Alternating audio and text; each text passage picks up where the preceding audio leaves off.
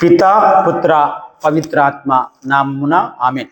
క్రీస్తునాథునిచే అంతిముగా ప్రేమించబడుతున్నటువంటి ప్రియ క్రైస్తవ సహోదరి సహోదరులారా, మిమ్మల్ని అందరినీ 29వ సామాన్య ఆదివారపు వాక్య పరిచర్యకే ప్రేమతో ఆహ్వానిస్తూ ఉన్నాను. క్రీస్తు శిష్యులమైన మనమందరము కూడా దేవుని రాజ్యంలో, దైవ రాజ్యములో సభ్యులమే, పౌరులమే. మరి ఈ సభ్యత్వాన్ని పొందాలంటే నిరంతరం మనము కృషి చేయాలి. ఈ లోకపు శక్తులను ఎదుర్కొని చివరికి పరలోకం అనే నూతన కానాను దేశంలో చేరాల్సిందే. మరి దీనికి ఈ లోకపు శక్తులతో, ఈ లోకపు వ్యామోహాలతో ఎదుర్కోవడానికి కావాల్సింది మనకి ఏంటంటే ప్రార్థనా శక్తి. అవును ప్రీతమ క్రైస్తవ సహోదరి సహోదరులారా, తల్లి అయిన తిరుసభ ద్వితీయ వాటికన్ మహాసభ ద్వారా మనకి బోధిస్తున్నటువంటి అంశం ఏంటంటే 3 సభల గురించి బోధిస్తూ ఉన్నది. మొట్టమొదటిది ఏంటంటే యుద్ధ సభ లేదా యాత్ర సభ, రెండవది ఉత్తరించు సభ, మూడవది విజయ సభ లేదా జయ సభ. మరి ఈ యుద్ధ లేదా యాత్ర సభలో ఉన్న మనమందరం కూడా ఈ లోకపు శక్తులతో పోరాడవలసినదే, పోరాడుతూ ముందుకు వెళ్ళవలసినదే. చివరికి కానాను దేశం, నూతన కానాను దేశమైనటువంటి పరలోకానికి చేరవలసినదే. ప్రీతమ క్రైస్తవ సహోదరి సహోదరులారా, ఈనాటి మొదటి పట్టణాన్ని మనం చూసినట్లయితే అక్కడ ఇజ్రాయేలు ప్రజలు ఐగుప్తు దేశం నుండి కానాను దేశానికి వెళ్తూ ఉండగా, వాగ్దాన భూమికి వెళ్తూ ఉండగా వారు ఎదుర్కొనే సమస్య ఏంటంటే అమలకేయులతో వారు యుద్ధానికి దిగాలి, వారిని ఓడించాలి, చివరికి ముందుకు సాగించాలి వారి యొక్క ప్రయాణం. మరి అమలకేయులు ఎవరు అనే అంశానికి వచ్చినట్లయితే పవిత్ర గ్రంథాన్ని మనం పరిశీలించినట్లయితే ఈసాకు, అదేవిధంగా రెబకాకు 2 కుమారులు, వారే యాకోబు, ఈసావు. ఈ ఈసావు యొక్క సంతానమే అమలకేయులు. యాకోబు గారి సంతానం ఎవరంటే ఈ ఇజ్రాయేలు ప్రజలు. వీరిద్దరికి ఇప్పుడు పోరాటం, యుద్ధం.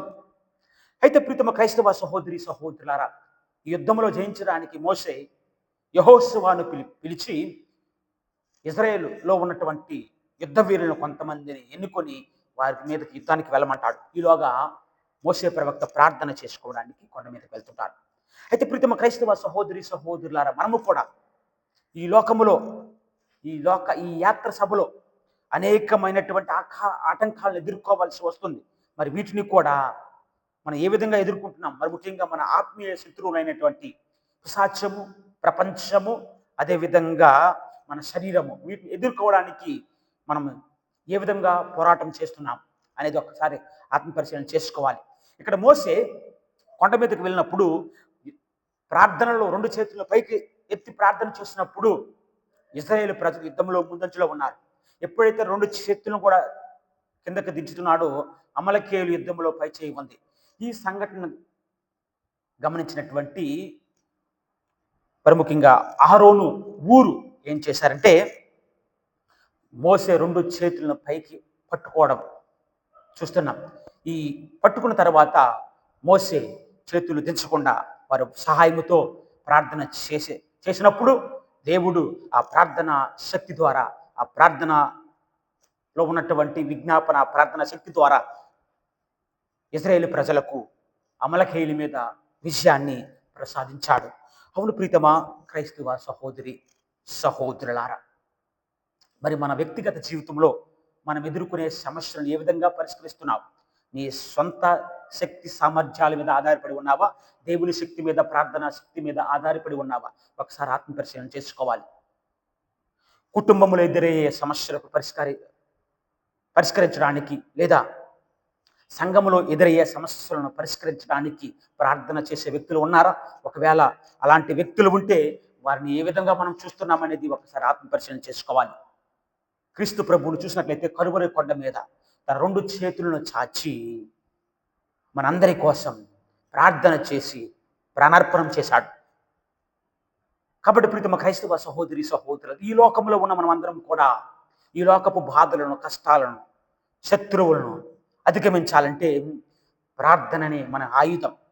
ప్రార్థన ద్వారానే క్రీస్తు ప్రభు మనకు పరిష్కారాన్ని ప్రసాదిస్తాడని మనం తెలుసుకోవాలి. క్రీస్తు ప్రభు 2 చేతులకు కూడా మేకులు కొట్టి ఆయన ఆ విధముగానే ఆ శిలువ మీద ప్రొద్దుగుంకు వరకు వేలాడాడు. చీకటి కమ్మి వరకు ఉన్నాడు. మరి మోసే ప్రవక్త కూడా కొండ మీద 2 చేతులను చాచి ప్రార్థన చేశాడు, చీకట పడినంత వరకు కూడా. అవును ప్రీతమ క్రైస్తవ సహోదరి సహోదరులారా, ఈ లోకాంత్యం వరకు కూడా క్రీస్తు ప్రభు తండ్రి దేవుని సమక్షంలో తన 2 చేతులను చాచి తన పంచగాయాలను చూపిస్తూ ప్రార్థన చేస్తున్నాడు. చివరికి మనం నిర్గమకాండంలో చూస్తున్నాం, దేవుడు ఏ విధముగానైతే ప్రీతమ క్రైస్తవ సహోదరి సహోదరులారా, యావే దేవుడు ధ్వజమును చేపట్టి యుగాంతము వరకు కూడా అమలకేయుల మీద యుద్ధము చేశాడో మనం చూస్తున్నాం. మరి క్రీస్తు ప్రభువు కూడా యావే దేవుడు ఏ విధంగానైతే ఇశ్రాయేలు తరపున యుద్ధం చేశాడో మోసే ప్రార్థన ద్వారా, మరి క్రీస్తు ప్రభు యొక్క ప్రార్థన శక్తితో క్రీస్తు ప్రభు లోకాంత్యం వరకు కూడా మన తరపున ఈ లోకపు శక్తులతో పోరాటం చేస్తున్నాడని మనం తెలుసుకోవాలి. అవును ప్రీతమా క్రైస్తవ సహోదరి సహోదరులారా, ప్రార్థన చేసినప్పుడు ఏమి జరుగుతుందంటే, బలహీనతలో బ్రద్దలైనటువంటి మన బ్రతుకులు మళ్ళీ బలపడతాయి. ప్రార్థన చేసినప్పుడు నీ జీవిత ఆశలు ఆశయాలు మరలా చిగురిస్తాయి. నీ శరీరంలో చచ్చిపడినటువంటి నరాలన్నీ కూడా జీవముతో పుంజుకుంటాయి. నీ శాపాలు సంతోషముగాను, నీ వేదనల దీవెనలుగా మారుతాయి అంటున్నాడు ప్రార్థన చేసినప్పుడు. అందుకని కీర్తనకారుడు ఈ విధంగా అంటున్నాడు, 103వ కీర్తన 3వ వచనంలో, నీ పాపములన్నీ కూడా మన్నించి నీ వ్యాధులను కుదుర్చును. ప్రార్థనలో జరిగే విషయం ఏంటంటే, నీ పాపాలన్నీ కూడా మన్నించబడతాయి, నీ యొక్క వ్యాధులన్నీ కూడా, నీ వ్యాధులకు స్వస్థ లభిస్తుందని వాక్యం సెలవిస్తుంది. ప్రార్థన చేయకపోతే ఏమవుతుందంటే ప్రీతమ క్రైస్తవ సహోదరి సహోదరులారా, మనిషి శరీరానికి ఆహారం ఎంత అవసరమో మనిషి యొక్క హృదయానికి కూడా ప్రార్థన అంతే అవసరమని పునీత అగస్తిన్ గారు అంటున్నారు. పునీత మదర్ తెరేసా గారు ఈ విధంగా అంటున్నారు, ప్రార్థన చేయకపోతే అంటట ప్రార్థన లేని జీవితం మృతదేహముతో సమానం అంటున్నారు. మనిషి ఆరోగ్యంగా జీవించాలంటే గాలిలో ఓటు ఆక్సిజన్ అనేది అవసరం. మరి అదేవిధంగా ఆధ్యాత్మిక జీవితానికి కూడా ప్రార్థన అంతే అవసరమని పునీత మదర్ తెరేసా గారు అంటున్నారు. ప్రార్థన ఎన్నిసార్లు చేయాలంటే, మనం క్రైస్తవులు చూస్తున్నాం, హిందువులు చూస్తున్నాం, ముస్లింలు చూస్తున్నాం.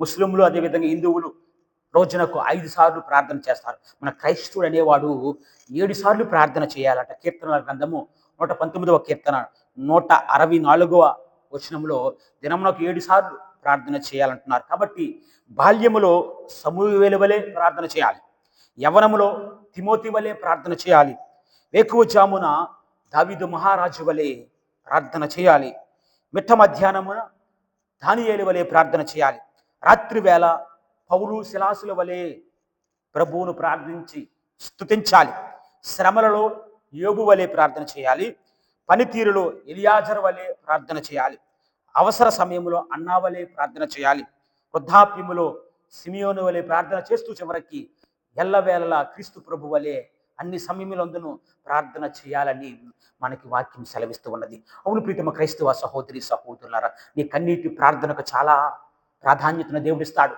ఈ లోకంలో అన్ని కూడా కలుషితమే, కానీ నీ కన్నీరు అనేవి ఈ హృదయ బాధను తట్టుకోలేక వస్తాయి. ఆ కన్నీటికి దేవుడు చాలా ప్రాధాన్యత ఇస్తాడు. అలాంటి ప్రార్థన దేవుడు ఆలకిస్తాడని మనకి వాక్యం ద్వారా దేవుడు సెలవిస్తున్నాడు. చరిత్రలో జరిగినటువంటి సంఘటన ఒకసారి మనం చూసినట్లయితే, భారతదేశపు మొట్టమొదటి ఉపరాష్ట్రపతి ఎవరంటే డాక్టర్ సర్వేపల్లి రాధాకృష్ణ గారు.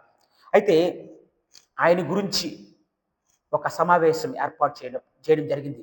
ఆ సమావేశంలో వచ్చిన వారందరూ కూడా మంచి విందును ఇవ్వడం జరిగింది. అందరూ భోజనం చేస్తూ ఉండగా డాక్టర్ సర్వేపల్లి రాధాకృష్ణ గారు ఆ సంఘటన చూసి బోరుమన ఏడుస్తున్నాడంట. కొంతమంది వచ్చి అడిగారంట, ఏమైంది సార్ అని అడిగినప్పుడు ఆయన చెప్తున్న సమాధానం ఏంటంటే, నేను చిన్నప్పుడు బడికి వెళ్తూ ఉండగా నేను ఆకలితో అన్నం పెట్టమని మా అమ్మని అడిగినప్పుడు మా అమ్మ ఏం చేసిందంటే, ఎవరో తనకిచ్చినటువంటి ఆ గంజన్నాన్ని నాకు పెట్టినప్పుడు అది తినడానికి అరటాకు లేకపోవడం వల్ల నేల మీద వేసినప్పుడు ఆ గంజిని తాగలేక, ఆ ఇసుకను తినలేక నేను చాలా ఏడుస్తూ చివరికి దేవునికి ప్రార్థన చేశాను.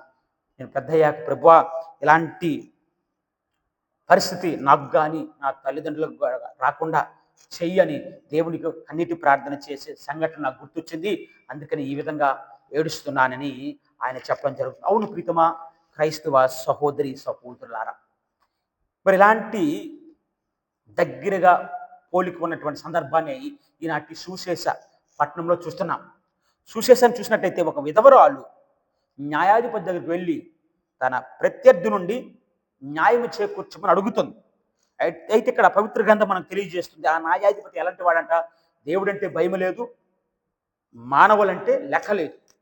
కానీ ఈ విధవరాలు పదే పదే పదే పదే ఆయన దగ్గరికి వెళ్ళి మొరపెట్టినప్పుడు ఆమె యొక్క పీడను విడిపించి వదులుకోవడానికి ఈ న్యాయాధిపతి మనసు మార్చుకొని ఆమెకు న్యాయమును చేకూర్చిన వాక్యం సెలవిస్తున్నది. అవును ప్రీతమ క్రైస్తవ సహోదరి సహోదరులారా, ఇక్కడ దేవుడు న్యాయాధిపతి స్థానంలో నిలవట్లేదు.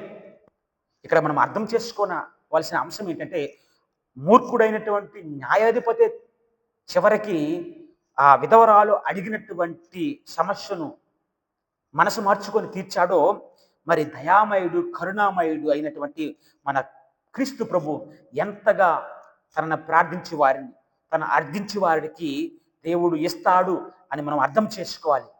అయినా చివరికి వాక్యంలో మనం చూస్తున్నాం, సువిశేషపట్నంలో చివరికి క్రీస్తు ప్రభు మనుష్య కుమారుడు వచ్చినప్పుడు అలాంటి విశ్వాసం కలిగినటువంటి వ్యక్తులు ఈ భూమి మీద ఉంటారా అని ఒక ప్రశ్న వేస్తూ సువిశేషపట్నం ముగించడం చూస్తున్నాం.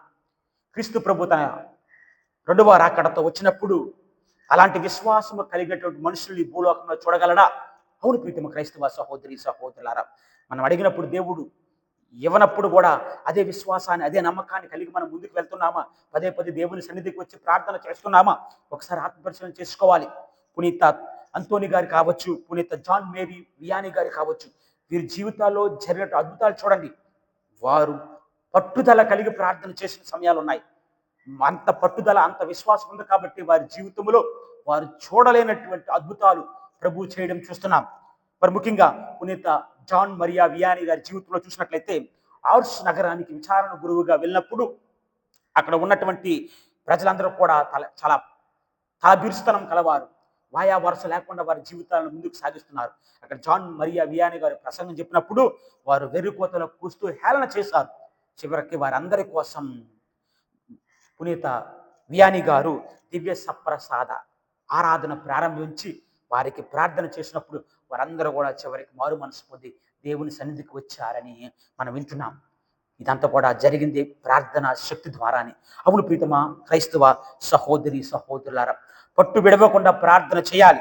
ఎందుకంటే మనం చాలా వరకు ప్రారంభంలో బాగానే ఉంటాం, కానీ రాను రాను మన ప్రార్థనా జీవితం అనేది, విశ్వాస జీవితం అనేది సన్నగిలిపోతుంది. అదే అంశాన్ని మనము దర్శన గ్రంథం 2వ అధ్యాయం 4వ వచనంలో చూస్తున్నాం. మీలో ఉన్న మొదటి ప్రేమ ఇప్పుడు లేదు, మీలో ఉన్నటువంటి మొదటి విశ్వాసం ఇప్పుడు లేదు. రోమిలికి రాసిన లేఖలో చూస్తున్నాం 12వ అధ్యాయం 12వ వచనం, నిరీక్షణలో ఆనందించండి, కష్టములో ఓర్పును అలవర్చుకోండి, సదా మీరు ప్రార్థన చేయండి. మరి హెబ్రేయులకు రాసిన లేఖ 11వ అధ్యాయం 35వ వచనంలో కొంతమంది స్త్రీలంట వారి యొక్క విశ్వాసాన్ని బట్టి తమ భర్తలను మృత్యువు నుండి కాపాడుకున్నారని వాక్యం మనం సెలవిస్తూ ఉన్నది. అవును ప్రీతమ క్రైస్తవ సహోదరి సహోదరుల, మనలో చాలా మంది కూడా సందర్భాన్ని బట్టి క్రైస్తవులుగా ఉంటారు. కొంతమంది సండే క్రిస్టియన్స్, కొంతమంది ఈస్టర్ క్రిస్టియన్స్, కొంతమంది క్రిస్మస్ క్రిస్టియన్స్, కొంతమంది తపస్కాల క్రిస్టియన్స్, కొంతమంది ఆగమన కాల క్రిస్టియన్స్. ఇలాంటి జీవితాన్ని మనం సాగిస్తుంటాం. ఇది సరైనది కాదు. క్రీస్తు ప్రభు దగ్గరకి తన శిష్యులందరూ కూడా వచ్చి ఆయన ప్రార్థన చేస్తూ ఉండగా మాకు కూడా ప్రార్థన చేసుకునే విధానాన్ని మాకు నేర్పించండి అని అడిగినప్పుడు, యోహాను శివలే మేము కూడా ప్రార్థన చేసుకోవాలని ఆశ ఉందని అడిగినప్పుడు క్రీస్తు ప్రభు మత్తయి సువార్త 11వ అధ్యాయంలో చాలా శక్తివంతమైన ప్రార్థన, పరలోక ప్రార్థనను తన శిష్యులకు నేర్పించడం చూస్తున్నాం. అవును ప్రీతమ క్రైస్తవ సహోదరి సహోదరులారా, ప్రార్థన చేయడం రాకపోతే దేవుడే మనకు నేర్పిస్తాడు. క్రీస్తు ప్రభు ఏ విధంగానైతే తన శిష్యులకు నేర్పించాడో మనం ఇప్పుడు అడిగినా సరే మనకు నేర్పిస్తాడు. ప్రభువే మనకి ఆ యొక్క అంశాన్ని, ఆ విషయాన్ని మనకు తెలియజేస్తున్నాడు. రోమిలికి రాసిన లేఖ 8వ అధ్యాయము 26వ వచనంలో చూసినట్లయితే, అదే విధముగా బలహీనులైన మనకు ఆత్మయే సహాయపడును, ఎలైనా మనం యుక్తముగా ఎట్లు ప్రార్థింపవలెనో మనకు తెలియదు, మాటలకు సాధ్యపడని నిట్టూర్పుల ద్వారా మన కొరకై ఆత్మయే దేవుని సమక్షమున ప్రార్థన చేస్తుంది అని వాక్యం మనకు సెలవిస్తున్నది. కావున ప్రీతమ క్రైస్తవ సహోదరి సహోదరులారా, విశ్వాసాన్ని విడవకుండా పట్టుదలతో ప్రార్థన చేస్తూ ఈ లోకపు శక్తులను జయిస్తూ పరలోకములో ప్రవేశించడానికి కావలసినటువంటి శక్తిని ఇచ్చిన దేవాదేవుడు ప్రసాదించమని ఈ దివ్య పూజా బలిలో ప్రార్థించుదాం.